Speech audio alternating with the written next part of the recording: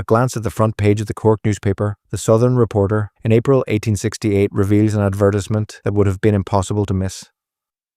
Across the top were the bold words, "The great remedy of the age, Holloway's Ointment."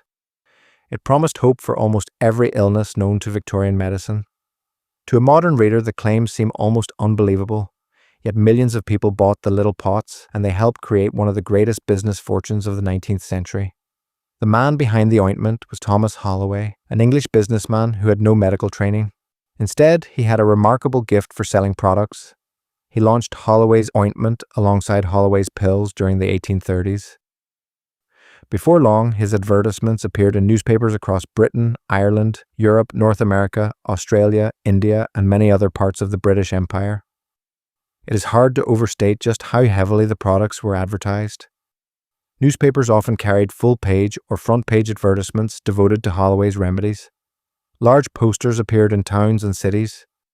Railway stations displayed the famous name. Even remote villages became familiar with Holloway's Ointment. People who had never met a doctor knew exactly where to buy a pot. The advertising worked brilliantly. Holloway became one of the richest men in Britain. His fortune was so great that he later founded Royal Holloway College, now part of the University of London. Much of his wealth came from convincing ordinary people that his ointment could solve almost any medical problem.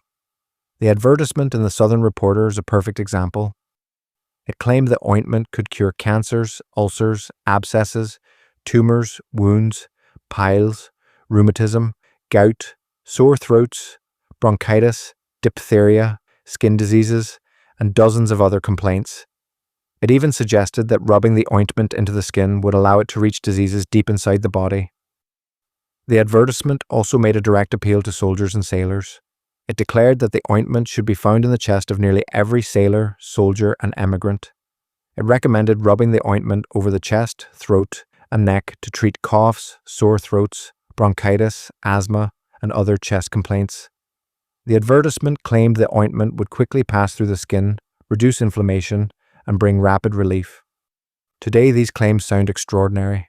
Modern medicine tells us that no simple ointment can cure cancer, diphtheria, or serious chest infections simply by being rubbed onto the skin.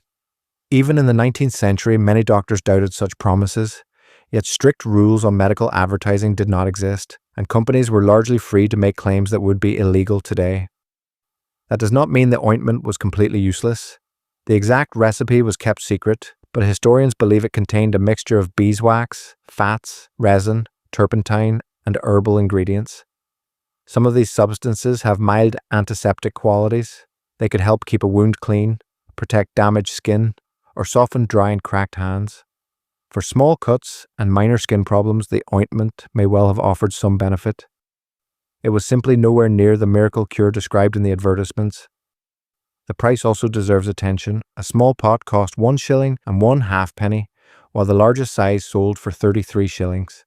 At a time when many working families earned only a few shillings each week, this was a very expensive purchase. The advertisements even encouraged customers to buy the largest pots because they offered better value. It was clever marketing that persuaded people to spend even more money. Thomas Holloway also changed the way products were sold.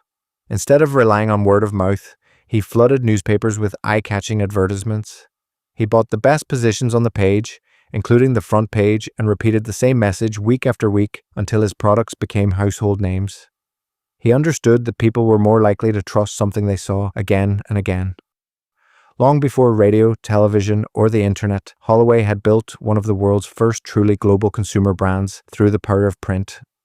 Holloway's Ointment continued to be sold for many decades after Thomas Holloway's death in 1883, but over time the product slowly lost popularity. As medical science advanced and governments introduced stricter rules on advertising, the extraordinary claims that had made the ointment famous could no longer be made. The Holloway Company was bought by Beecham's in the 1930s, and the famous ointment quietly disappeared from pharmacy shelves. Yet Thomas Holloway's greatest legacy was not the little pot of ointment itself.